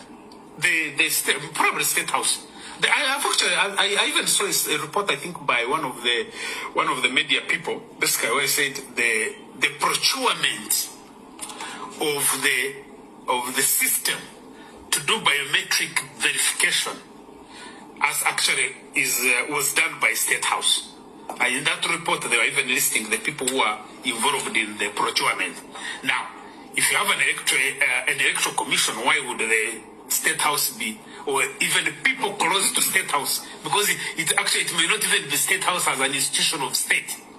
It may be people within State House. This is the president himself saying we must have biometrics, and he goes out of the way to ensure that the biometrics are actually. That's not his job.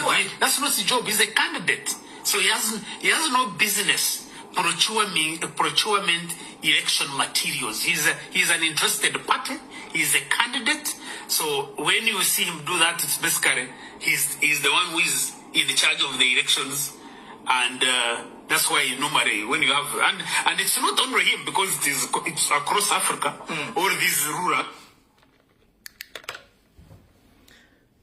Mwina kye mumanja ono musajja simumanyi byenabaga mwezi oguwedde na guno mumanyi simumanyi mwina kye mumanya kye sibagambye Simon Byabakama mbereju nkiddamu Simon Byabakama mbereju si yagula ebyuma ebya biometric voting scan system. State House yabigula ngeyita mu kiriwa kiwanuka Karugire olya kiriwa kiwanuka Karugire Odrick Rwabogo Museveni kenyini Janet ne Salim Salene Muhozi bebagula ebintu ebyo kati mbereju Simon Byabakama otugamba otya mugenti guna kuno biometric vote scan nga procurement yakolewa State House refugee camp ya Museveni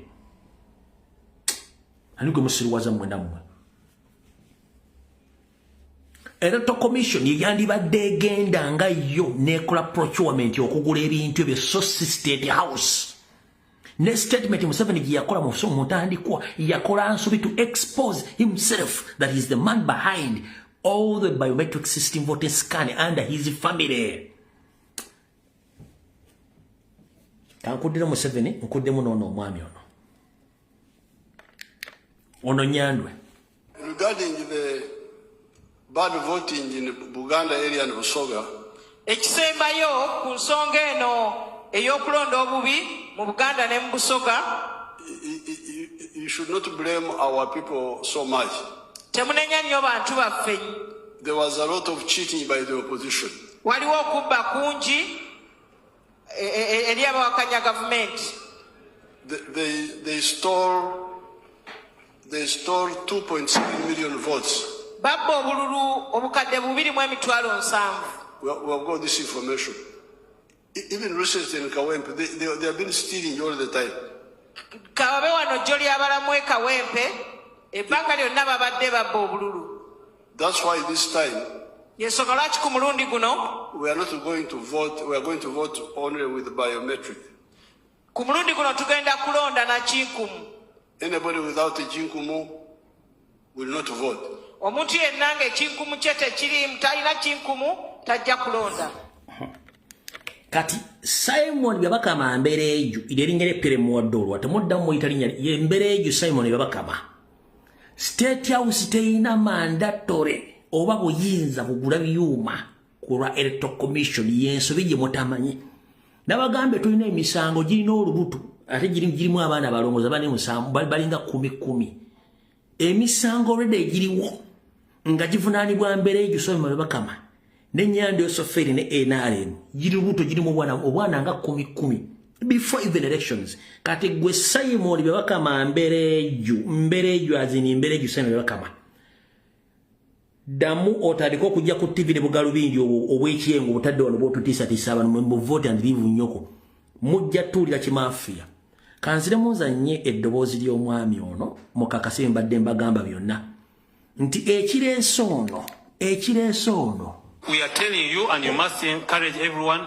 not to stay at the polling station after voting. If you want, when you finish voting, you leave the polling station. 20 meters an hour, 100 meters, that's perfectly fine, but not at the polling station. And lastly, Right Honorable Speaker, no, the military has not taken over the management of the election in Uganda. Election is managed by the Electoral Commission. All right. The Attorney General Chiriwa Kiwanuka. Today you've clarified that it's not true that UPDF took over the electoral process. The Constitution of Uganda under Article 209 states clearly that UPDF is supposed to protect all borders of the country. And UPDF is not allowed to interfere with the internal affairs, more especially in election period, where Ugandans decide who to lead them. So if you, the Attorney General, denying that you haven't yet seen any kind of UPDF and SFC soldiers on the streets of Uganda, beating, kidnapping, torturing indigenous Ugandans, so what are you doing in that office? That's my first question. You mean whatever is posted on social media, whatever is printed on mainstream media, whatever is spread on mainstream, most especially TVs, you haven't yet witnessed anywhere UPDF, SFC beating, kidnapping Ugandans, blocking candidate Robert Kyagulanyi Ssentamu anywhere in Uganda, the Attorney General?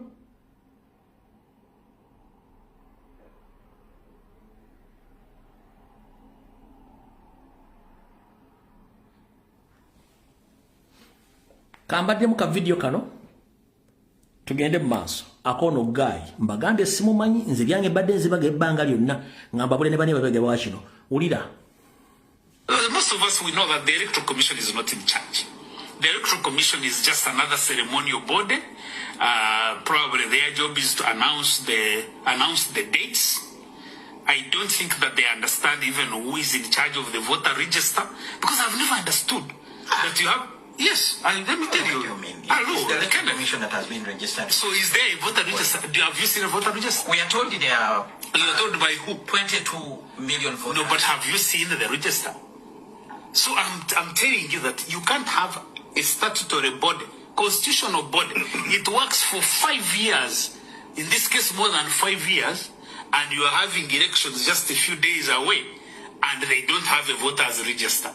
If you listen to President Museveni, you hear him talking about the biometric verification. I actually think President Museveni and his group, they have their own voters register where they have that, where they're going to apply the biometric verification, because Byabakama does not talk about it. It's nobody Museveni who says we are going to use the biometric verification, and if you don't pay attention to those kinds of contradictions, then you will deceive yourself that the Electoral Commission is in charge of these elections, which I think they don't. Who is in charge? Probably State House. I even saw a report, I think, by one of the media people, basically, where he said the procurement of the system to do biometric verification was done by State House. And in that report, they were even listing the people who are involved in the procurement. Now, if you have an electoral commission, why would the State House be, or even people close to State House, because it may not even be State House as an institution of state.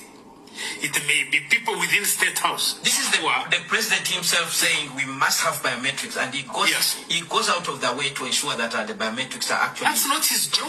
That's not his job. He's a candidate, so he has no business procurement election materials. He's an interested party.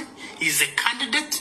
So when you see him do that, it's basically he's the one who is in charge of the elections, and that's why normally when you have and it's not only him, because it's across Africa. All these. Murugando lutufu tugamba Mbereju Simon Bakama ne mukama w'ennyanja osoferi kibakola kibayita MPC okuwoza akatale. Kibayita MPC okuwoza akatale.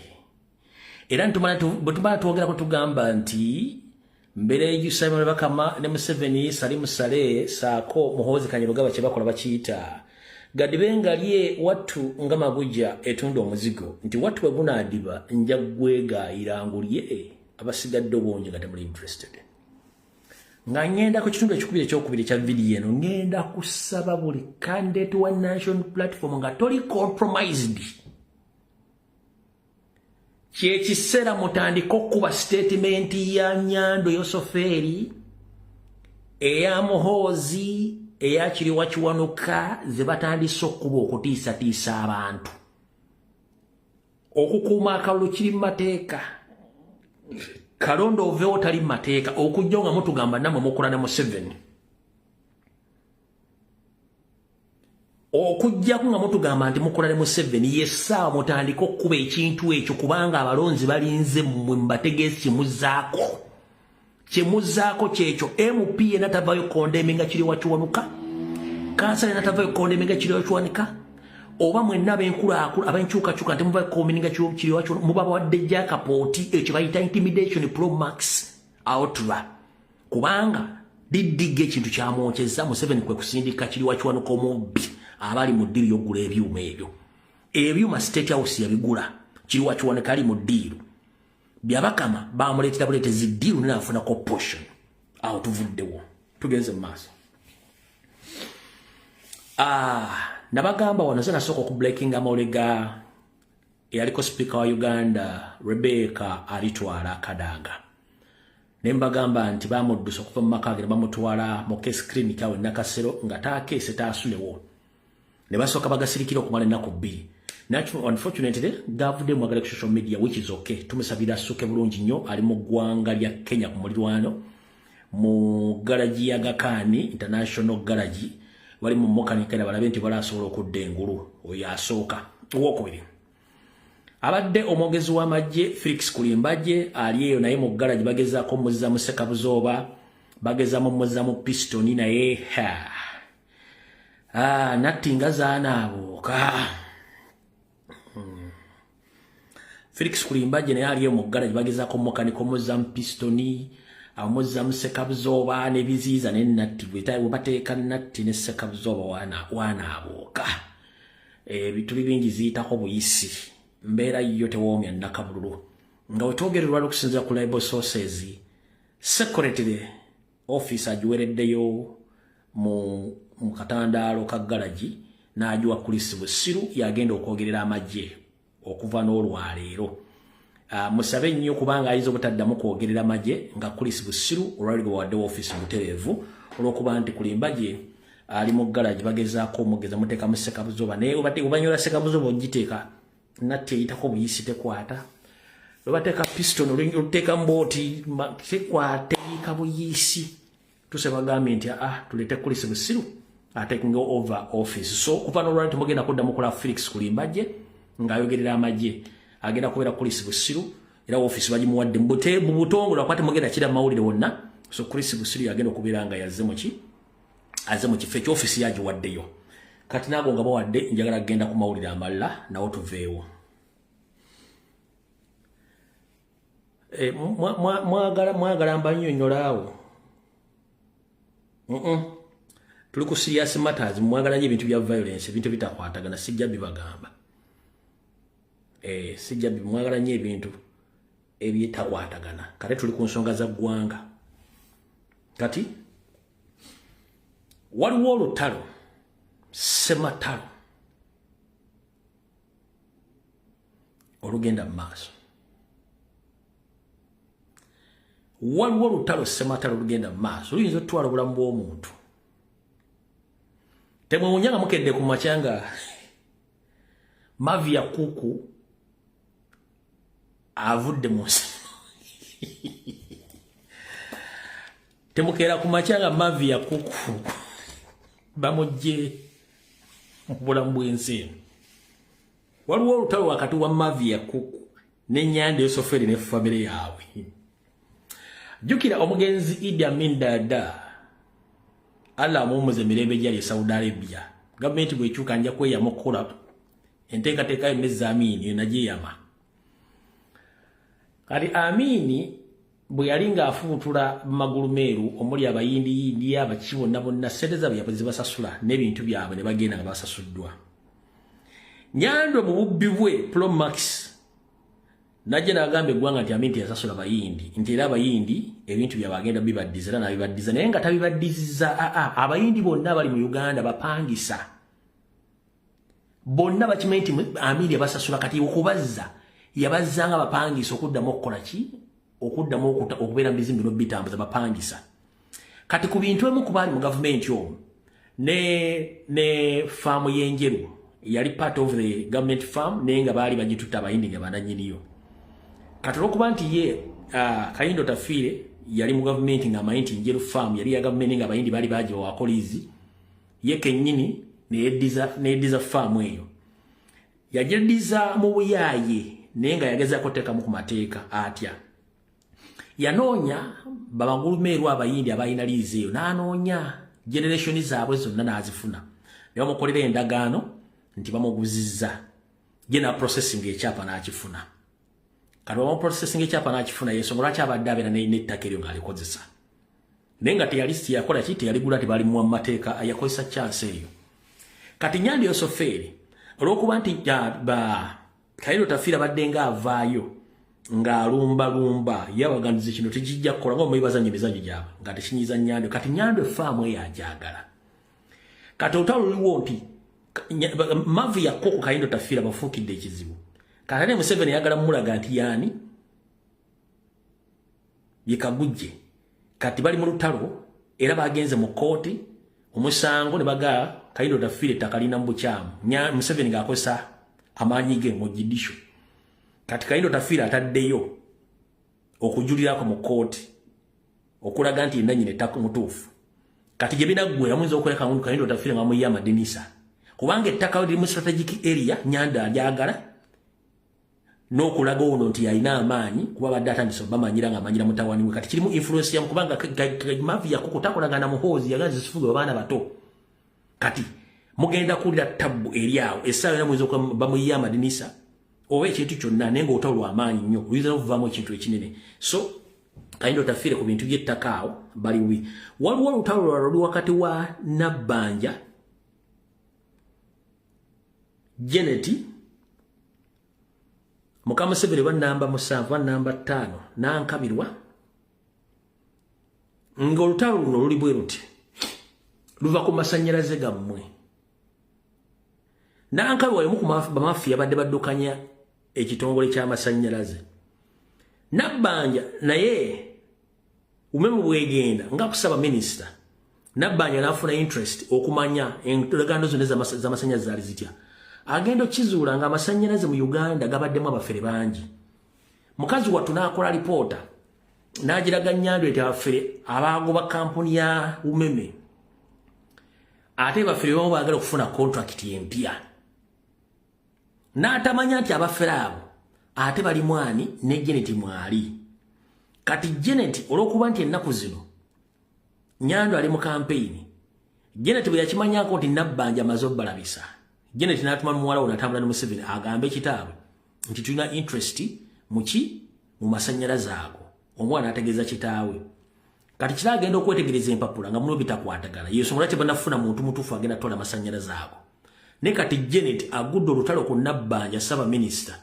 okubalemesa okubba amasanyalaze nga ate eri abadde akulira amasanyalaze abo yabadde Mukamuseveni bannamba 7 namba 6 oyo mukazi nankabirwa kubanga seriza ine zitokomokango bukolwa kati yabadde mu system z'amasanyalaze okubba n'okukyanga bana Uganda sente zonna kati waliwo olutalo newe bibakayanira kubyana tekuli mu na Uganda bibakayana bonna tekuli mu na Uganda akayana nabbanja mukazi mulungi history number 1 olundi nimbagamba jalanyi atambule ng'omunyoro tayina nabbanja namugamba ajja challenge nga atambule ng'omunyoro kwato mutogwa nabbanja kwatina ogwa Ssegono gigatto jafuna answer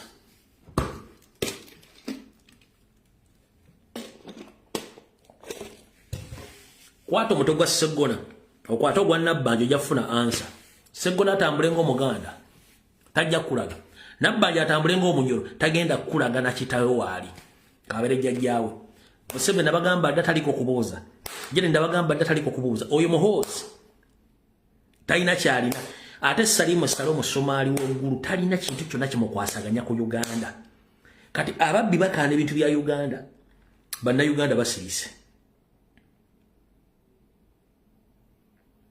bali mukubba gwanga musirise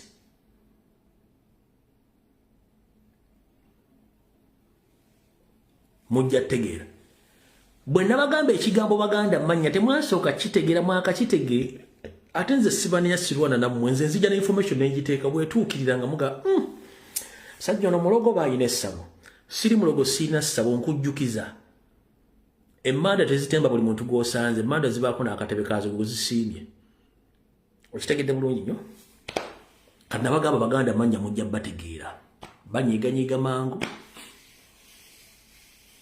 tebategereka buvuna buddo babbi batemu tebazikiza mpaka nga bafunye kibaagala kati mujja kitegeera mukitegedde bulungi nnyo emmali gibalwanira abannayuganda abagirwanira abagwira tekuli ayinako jjajje mu Uganda bonna tekuli ayinako jjajje mu Uganda kati waliwo message eno mbadde nga nfuluma information abantu nga basirika kati kambasomere message eno muwulire bulungi nnyo ya mu luzungu ngenda baddira mu Luganda olutonotono. Good evening, Mr. Rombuye Fred Ekemeko Ali. I'm from communicating with my brother whom I told about that they are in Chankwanzi. Actually, he's crying and he has told me that Uganda is under captivity by the Tutsi.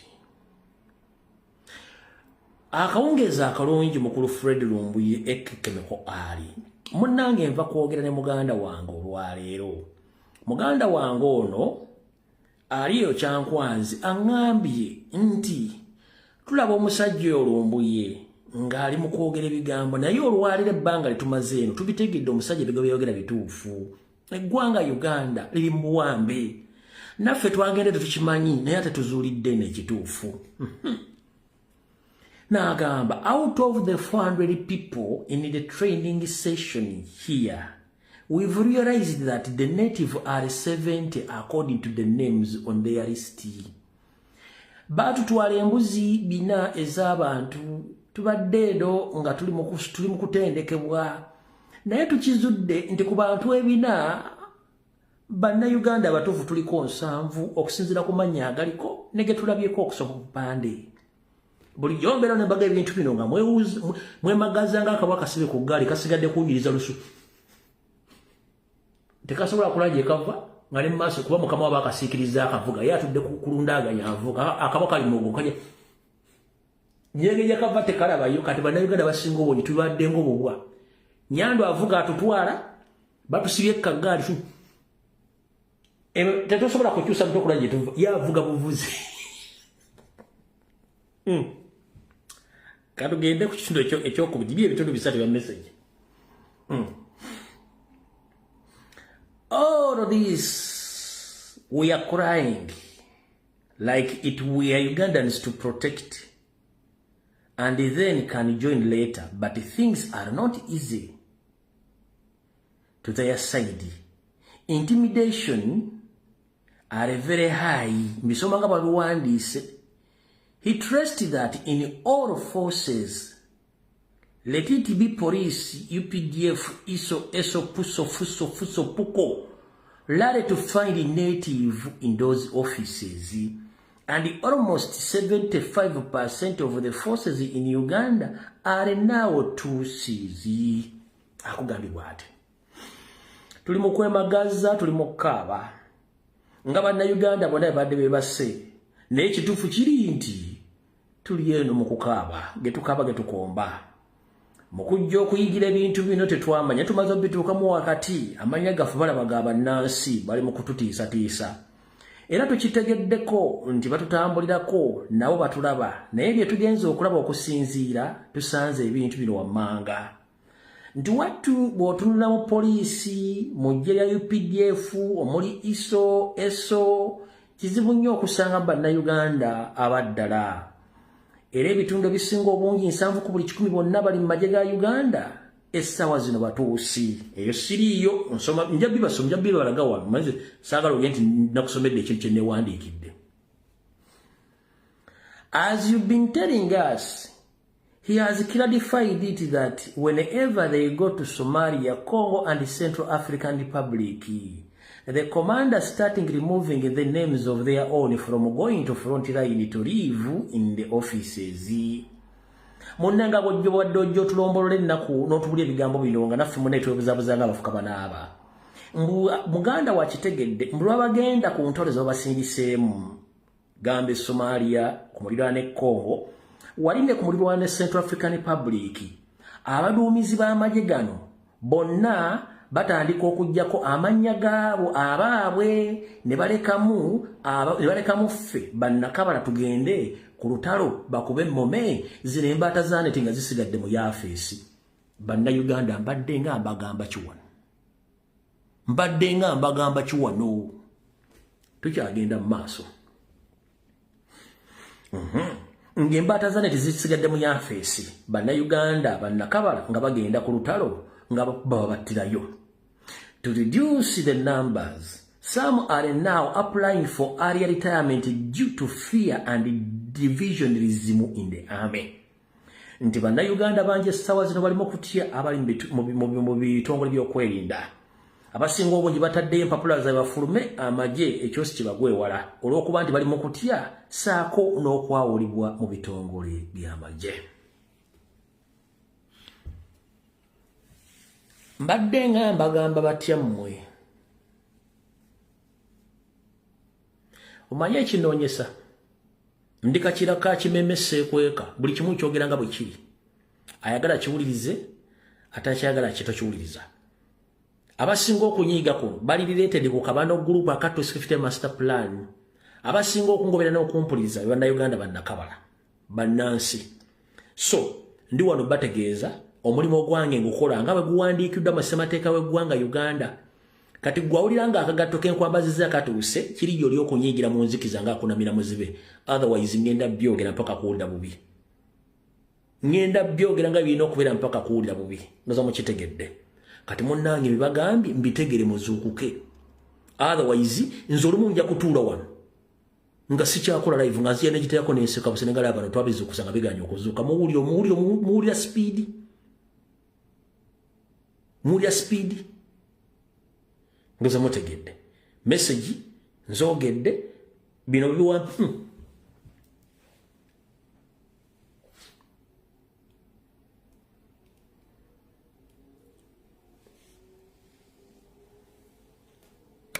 sijja balaga kubanga sijja balaga ne kasitanji basomedde mukitegedde butegeezi ekintu ekyo mukirabye. Bwe mumala okiraba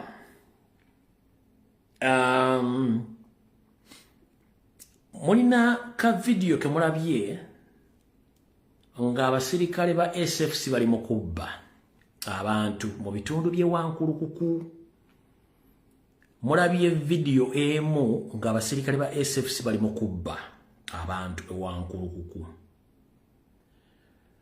Wabula abasirikale bano bonna nkidda abasirikale bonna bali mu nnaku baavu bazibu. Era okukuba omugga ekibakubisa baavu. Mwalabyeko ko nga baga nti waliwo omwami abuze Charles Muvawala wattu y'omu ku gwe baasisseeko essimu bwe yafulumye endowooza asaba essimu ye ng'ayambadde bulungi nnyo ekizibaawo n'omutega nswera ebyaddiridde ng'agenza okubasaba essimu baamukubye nakati gyali teryamanyiiyo so y'omu ku gwe babbyeko essimu ye ne bamukuba yabadde alikoodinga oba yabadde akola ki naye nga bamusseeko essimu ne bagiwamba. Njagala weetegereza akatambi kano bulungi nnyo kengenda okulaga.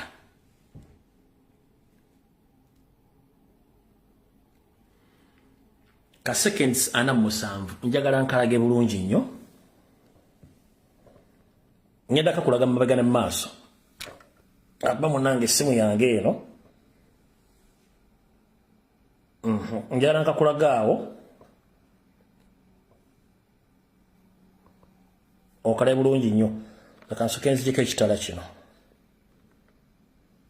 Njagala nkakulaga wano bulungi oyo omusose couples ba SFC.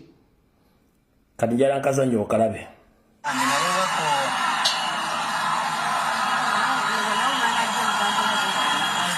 Najja n'amusikako essimu awo.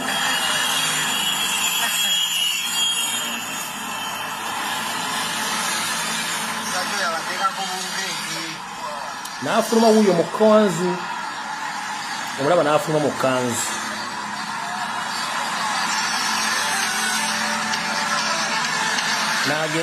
N'agenda abanja essimu ye. Omulaba wuli agenza okubanja essimu ye.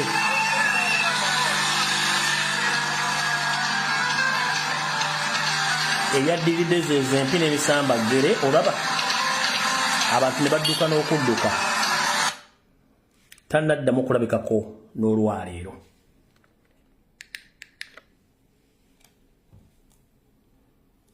Kankabazanyire wano mu ange endala. Aba SFC mbalaba. Kale kankabazanyira no mu ange endala wano mujja kala bulungi.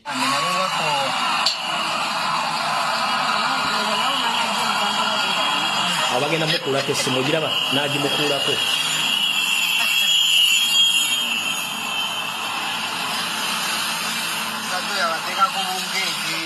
Najja n'avaamu agenda ajje abanje essimu ye.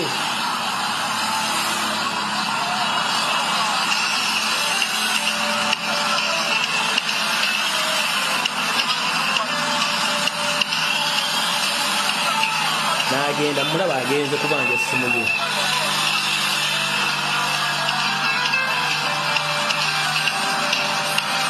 Ebyaddiridde bye musindika munda mukuba nsambagere n'abantu ne badduka.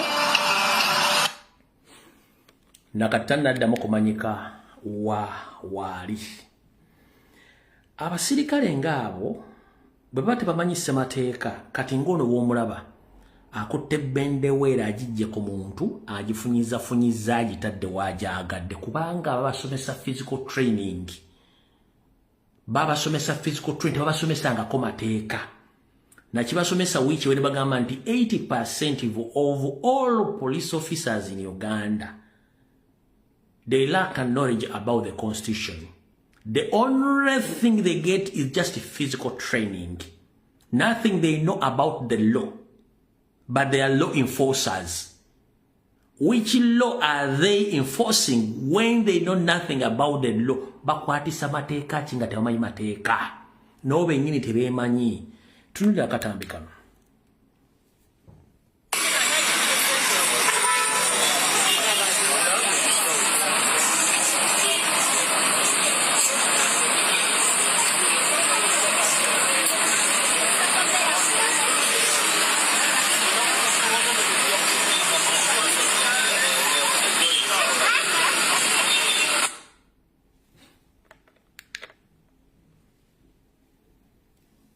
So, be basirikale betulina mu ggwanga, Museveni bw'ati bw'akuzizza eggwanga ng'alitadde mu fear.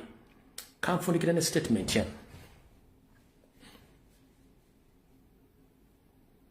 Museveni tafuga nko ggwanga lya Uganda ng'ayise mateeka. Abadde mu gambling. Because Museveni hates law. Museveni doesn't work under the constitution. There is no any label in the world who can bend in the presence of the law. There is no label who can bend in the presence of the law. Nowhere. They work under their jungle war instructions, not under the constitution. Yensonga lwaki olwatuuka n'atandikirawo okujja abantu bonna be yali atya. N'asanga constitution eyakolebwa ku lunaku lwe baatuwa independence 1962 n'agijjawo n'akola eye dictionary ye eya 1995. Yensonga lwaki alina obuyinza bungi n'okusala bannansi kubanga oli muyeekera. Teri muyeekera akolera ku mateeka. N'olw'ensonga eyo video njagala gifundikira nkutegeeze tudiringa na mmenyi w'amateeka eyefuula nti akolesa amateeka nga takozesa amateeka. Tugenda mu kalulu k'amateeka. Say no to vote and leave. It's unconstitutional. Protest vote is lawful. Ba MOP ba kansala mwenna bannayuganda baagala emirembe mulumbe Kiwanuka Kiryowa, mulumbe Muhoozi, mulumbe Museveni, mulumbe Simon Byabakama, muyise linnya ki? Mulijjukire, muyise linnya ki? Mbereeju. Nkiddamu buli munnayuganda akozesa social media platform yo ng'olumba Simon Byabakama, olumba Mbereeju Byabakama, Simon Byabakama Mbereeju, olumba Muhoozi Tibahabulwa, olumba Museveni, ebintu bakola tebiri mateeka, ffe tuli mateeka. Yenna anaasirika nga tobuulidde bantu nti muli mateeka kye mukola kiri mateeka kitegeeza oli against the protest vote toyagala gavumenti kukyuka. Say no to vote and leave.